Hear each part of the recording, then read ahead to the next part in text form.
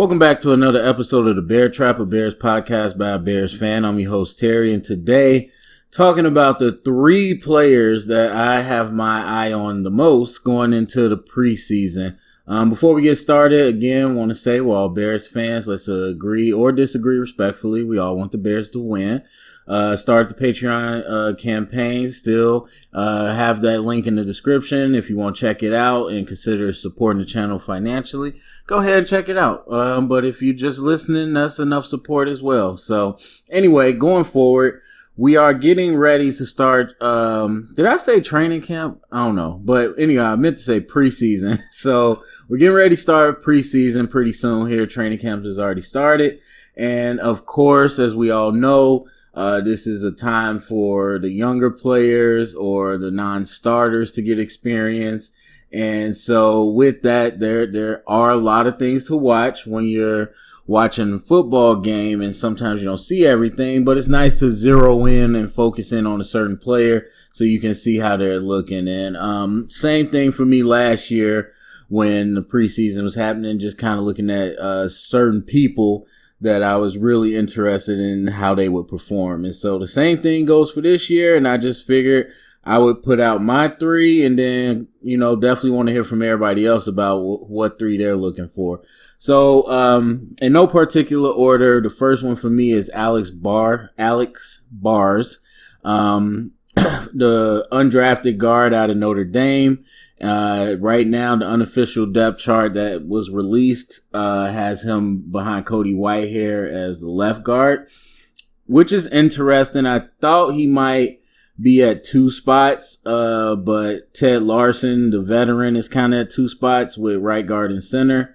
I thought Alex Bars might be on the left and right guard depth chart, but, they can always flip that around. But anyway, so right now he's second behind Cody Whitehair at the left guard. And that does say something because the left guard position is naturally more athletic and asked to do a lot, I wouldn't say a lot, but asked to do some different things than the right guard is, usually in most schemes. And so that's why you had James Daniels there last year.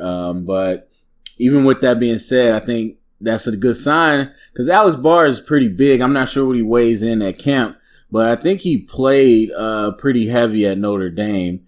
And so with that being said, them having him at left guard is kind of a good thing. They got him weighing 312. So he obviously has shown that he is agile enough to play that position. But anyway, the big thing for me, as I said before, but when the offseason started, is that I wanted to see us get some type of interior help. And especially with some of the O-line that we lost from last year that were, backups, and with Kyle Long's injury history, I wanted us to get somebody that was a good safety blanket in case the injuries continue. And we didn't really do that. I mean, I don't think we really got a swing tackle like we had last year. We converted one of our tackles to tight end. And then Kyle Long, as I already mentioned, he's healthy so far coming into the offseason, but we don't know exactly what he's going to be. So we didn't really get anyone besides Ted Larson, but then Alex Bars comes on the undrafted free agency. And so does Sam Musfer. I can't really pronounce his name. Both of them are Notre Dame products that play with O-line coach Harry Hiestand. And so I think he knows them the best and can get the best out of them. Personally, for me, I thought Alex Bars was a draftable player.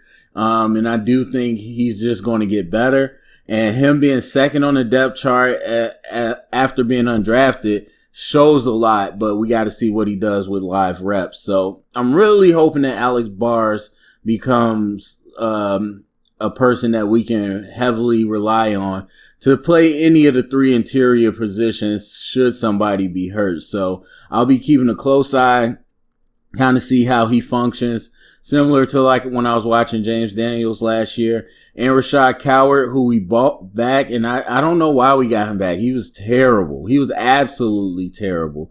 But I'll watch him too, but really my eyes will be on Alex Bars. Of course, David Montgomery, he's listed as the third back, which I thought was interesting. I mean, I know Mike Davis from when he came out of college. I didn't really hear his name a whole bunch in the league, but apparently a lot of people say he was really hyped. So Tariq Cohen is listed as a starter. I think that's just semantics as far as how they're going to use him. I think the bulk of the carries are going to go to a different running back. And it seems like Mike Davis is first in line according to the depth chart.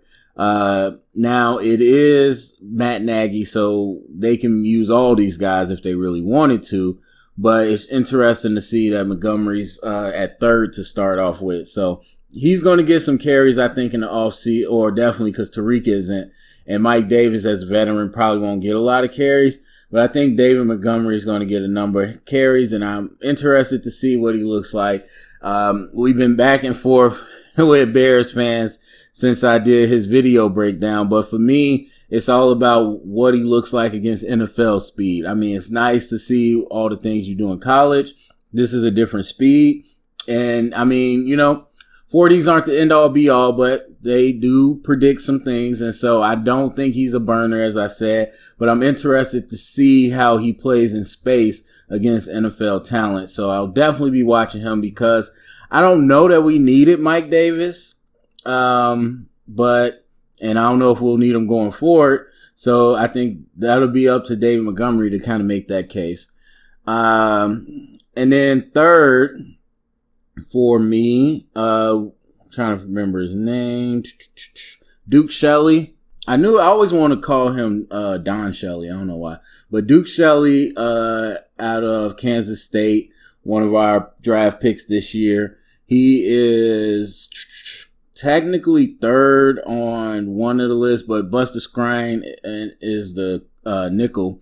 So, some depth charts list people at nickel, and we didn't. It's just two corners. So if you look at it, he's technically third. But anyway, I want to see what he brings and what he's able to do as far as a corner. Again, there wasn't a whole bunch of tape on him. And honestly, I don't think most corners get a lot of experience anyway in college as far as like that preps them for the NFL. The rules are totally different. The speed is totally different. The routes you see are totally different. So I'm interested to see how he's going to translate. I know he's super athletic, and I'm interested to see where they play him. I'm thinking he's going to be in the slot, but we'll see. And he might get reps at both. But I want to see what he looks like as far as a potential slot corner and as an outside corner, because we talked about Prince the other day. If you had to point out a quote-unquote weak spot, I think Prince would be the biggest one, followed by the pass rush opposite Khalil Mack. But I think Prince is the biggest one. Not that he's weak. It's just that the level from Kyle Fuller is so, higher than Prince. And I think they function well in the system we had last year, and we'll see what kind of coverage and blitz style Pagano is going to bring. And all that to say, I think a young athletic corner would really boost us up right now. Like, honestly, if you asked me if I could have one position to upgrade, it wouldn't be Leonard Floyd. It'd actually be Prince's. If I had a young, very athletic corner, I would feel so much more better with our coverage in all the situations, particularly man-to-man. And we do a lot of zone. We do a lot of cover two, a lot of quarters, or we did, I should say. I don't know what we'll do this year. And so we put the corners in positions to jump routes, have protection over deep, not too much man, but Prince is the one they're targeting. And if we had just a young athletic corner, even if he isn't going to win all the time, I would feel just better about our chances of getting pressure before the ball comes out. So I'm willing to see if Duke Shelly's going to be that. I think Kevin Tolliver definitely will get some looks as well as we try to see if he can become that next corner. But for Duke, it's more important to me because I think Bryce Callahan is a huge loss, a lot bigger than a lot of people are making it seem. Buster Skrine is a vet in the league. I think he'll be solid, but he's not Bryce Callahan. And the slot position is very difficult to guard and is very important to a defense. Not only as the ability to guard the mismatches in the slot, but the ability to still remain a run player. And I think Bryce was great at that. We know he had his injuries, but I'm looking to Duke, and I'm wondering if he can be a better version of our slot and eventually take that over. So it'll be interesting. And there's a number of names out there that I'm definitely going to be watching and can bring up. But those are the three that I think, if you ask me, would make my list of who I'm really going to be focusing in on. So anyway, go to the comment section. Let me know which three players do you have your eye on the most as we go into preseason games.